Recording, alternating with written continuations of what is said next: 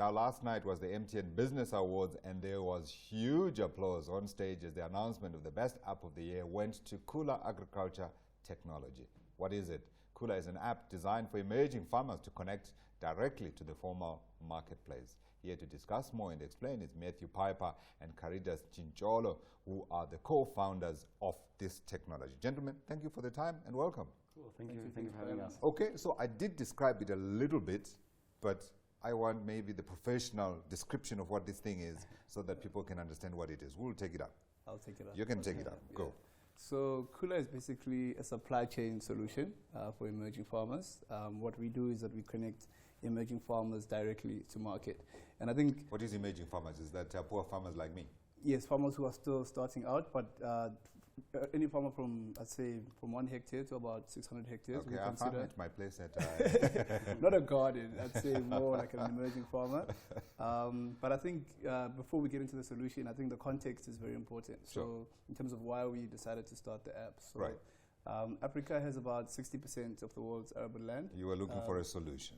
Yes, so Africa is about 60% of the world's arable land. Half of all small businesses on the African continent are agribusinesses. Okay, I didn't know that. Yet we're importing about $40 billion of food. Yes, sir. I just mentioned that Skype the other interview I did. Exactly. So we need a solution to basically make use of our competitive advantage, which is the land that we have, and the fact that so many people in Africa are actually in the agricultural space. Yeah. So what we do is that we connect the farmer directly to the end market. And a good example of how the injustice that's being done to emerging farmers is the only place where they can really sell their stuff in bulk at the moment is the fresh produce market. Right. And for example, a farmer will grow spinach, and once the spinach is ready, they take it to the market. Right. The market will buy the spinach, let's say, for 2 to 3 rand per bunch of spinach. Yeah. And then a big company, I won't mention any names, they'll pick it up, they'll take it to an office block, they'll take it to that office block for 10 rand. Okay. Or to a processor. The processor will chop it up. And obviously a big company will pay, exactly. Which is key, because when you look at some of the key problems that African farmers face in particular, it's the ability to get your money when you need it. Exactly. So they'll take it to a supermarket for 16 rand. Yeah. Supermarket will sell it for 26 rand. Right. But the farmer only got 2 to 3 rand of that. Sure. So what we're doing is that we're giving the margin back to the farmer and basically connecting the farmer directly to the market. Yeah. So yeah. Matthew, I suppose key to making this thing work is to make sure that people know about it, right? Yes. And how do you do that? Because we're talking about millions of people here. Yeah. A lot of our growth has been through word of mouth. So we started out actually with a partnership with the University of Johannesburg, with a farmers school, and we've really worked with the test group there. And a lot of it has been word of mouth. A lot of our farmers are leaders in their community, and they introduce us to a lot of the other farmers. Yeah. And it's been through that, I think also through a lot of social media. Yeah. You'll actually be surprised how many farmers are actually on social media. Really? Yeah. In the rural areas? I think WhatsApp has helped out with that. And that was going to be my next question. So the farmers that you are targeting, are we talking about peri-urban farmers? Are we talking about rural farmers? Who are you exactly targeting? So it's both. We're across the board. I think as long as they fit within 1 hectare or above. We're also big in the hydroponic space within the inner city of Johannesburg. So we both rural and semi-urban. We're in a couple of provinces, northwest, a lot of rural farmers. But a big proportion of them are within Johannesburg as well. Absolutely. I imagine there's going to have to be a lot of work to educate the farmers on how to use this information on the app.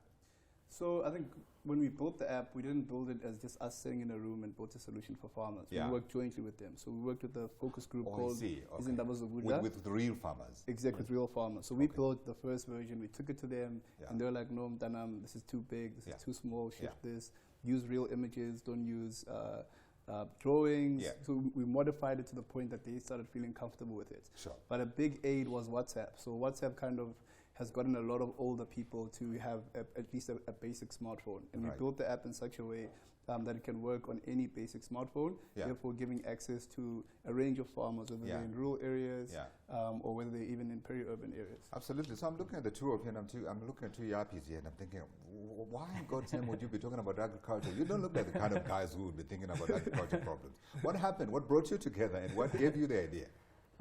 Yeah, so I think we both from a finance background. That's what we studied. Yeah, I'm not seeing no dirty hands. But I think it helped that we came from outside of the industry and were able to solve some of the surrounding issues. Sure. Because I think most of the issues in agriculture are actually around business development, they're around supply chains, and that's where we came in with what we know. Right. And I think having those fresh eyes helped us by not just being in the industry. Right. So yeah, I think we were surrounded by quite a number of farmers, even sort of growing up. Yeah. And we just over time noticed that they're facing a lot of similar challenges. And we kind of had a light bulb moment. Yeah. We realized that if farmers can work together, Sure. almost like crowdsourcing, we see it as almost like the Airbnb of farming. That's the light bulb moment that we really had. Yeah, but I'm also thinking about the two of you working together, because I imagine your backgrounds are very different. Sorry, this is stereotyping. In South Africa, it's okay. It is, yeah. So we met through our scholarship. So both of us met through the Ellen Gray Orbis Foundation. Yeah. We studied at the University of Cape Town. We became friends there, and we actually started our first business, Money Tree Group. And it was through running that business together, and then post running that business, we were like, no, we wanted to do something more meaningful, something we could do more over the long term, something that speaks more to Africa, that speaks more to the problem of unemployment, problem of food security. Yeah. And we were looking for a solution that could speak to that. And that's when kind of Khula came to life. Absolutely. So you could say we say we are the Rainbow Nation entrepreneurs.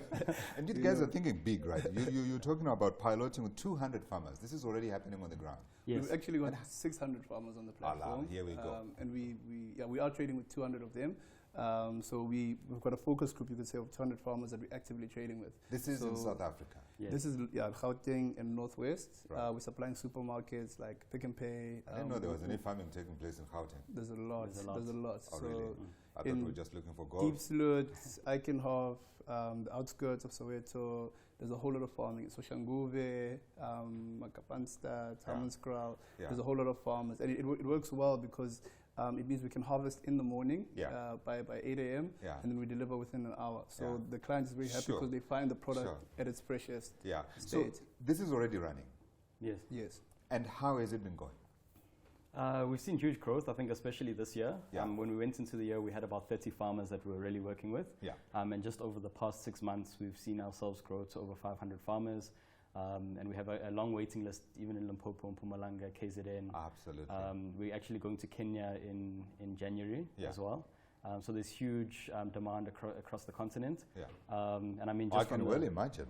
Yeah, and just from the MTN Awards, we're also going to Silicon Valley next year. So oh, really? Yeah. So this has been So you guys got some year. cash? It's a sponsorship, to yes. opening of doors, obviously, as you're now saying you're going to the US. Yes. And in terms of the lessons learned, I imagine it hasn't, I was going to say it hasn't been smooth sailing. I get ahead of myself. How has it been?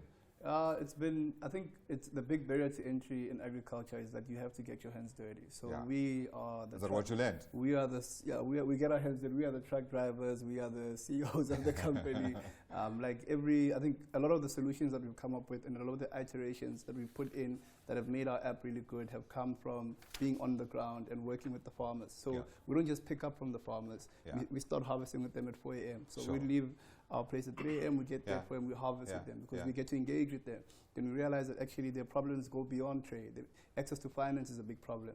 So then we integrated finance solutions. So for example, the app auto-generates financial statements for the farmers. It auto-generates an invoice, which now allows the farmer to be able to have almost a credit profile or a proper history of what they've been trading. One go. Exactly. And that way we can now get an off-take agreement with one of our clients to say, let's get this farmer to start planting for you, but bring in a financial partner like a bank to say, come in and then finance this farmer. Here's their trading history. Wow. Solutions. And we get that by engaging with the farmers, by talking to them, by spending time with them on the ground. That's how a lot of the iterations have come. Are you making money? We are making money. We post revenue at the moment. I wouldn't say we're paying ourselves large salaries, but we are employing about 5 people at the moment. Yeah, because the next question obviously is going to be about cost. I think we're taking a very lean approach to our business model. So, for example, logistics is a very big part of what we do. How do you get the crops from the farmer to the client? So we've decided to actually almost have an Uber model for the logistics. So we get logistics companies to load their trucks on our app. So we started a relationship with Bafokeng Logistics, who have like 32 trucks. But each time we went to visit them to have a meeting, we realized that they had about 8 trucks in the parking lot, or 6 trucks, or 10 trucks. And then we started driving around the area and realized it's a common problem with all the logistics companies. Yeah, so there are guys who are just hanging around saying truck for hire, truck for hire. So what we've done is that we've allowed them to load all their trucks on the platform. Once the farmers have finished contributing to an order, it notifies them to say, here's a trip, go pick up from Eikenhof, go pick up from Deep Sloot, and then go deliver at Michelangelo Hotel, or go deliver at Rokomangas. So our aim is not to have big assets and so forth. We're trying to keep our team as lean as possible and focus mainly on the tech. And I'm thinking now, what about capacity of the app itself? So how many more can you take? How many more farmers? Yes. I think we want to go big. The sky's the limit? The sky's the limit. I think if there's 500 million farmers in Africa, we want to get to as many as we can. As possible. Talking about Africa, you're thinking about the continent? Yes. So I think it's a Khula stems from an African problem. So even the inspiration and us studying it was the African facts that speak to agriculture. So we're definitely planning to roll it out across the continent, because it's an African solution for an African problem. Absolutely. So the big plan is to take it to Kenya, to take it to Rwanda, to take it to Botswana, to take it across the continent, because it is inherently a very African problem. Absolutely. African problem, African solution, developed by African children, right? Yes. Gentlemen, thank you very much indeed. Thank you.